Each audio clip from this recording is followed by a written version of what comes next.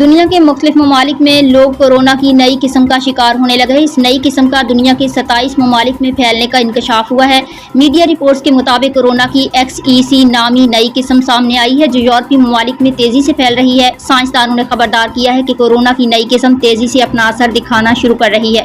Report کے مطابق یہ قسم زیادہ متعدی ہے۔ اس کا پہلا کیس پہلی بار جون میں جرمنی میں سامنے آیا تھا۔ بعد ازاں یہ برطانیہ، امریکہ، ڈنمارک اور چین سمیت 27 دیگر ممالک میں بھی پایا گیا ہے۔ عالمی میڈیا کے مطابق XEC نامی ویریئنٹ 2 سابقہ کووڈ اسٹرین کے S1.1 اور KP3.3 کا مجموعہ ہے جو یورپ میں عام ہے۔ محققین کی جانب سے ابھی تک 27 ممالک میں سے 500 نمونوں میں XCC پایا گیا ہے جن میں کئی یورپی ممالک اور چین بھی شامل ہیں۔ میڈیا رپورٹ کے مطابق بھارت سے XEC کا کوئی کیس رپورٹ نہیں ہوا۔ برطانوی نشریاتی ادارے کے مطابق XCC میں مختلف تبدیلیاں پائی گئی ہیں جیسا کہ یہ موسم خزاں میں زیادہ آسانی سے پھیل سکتا ہے۔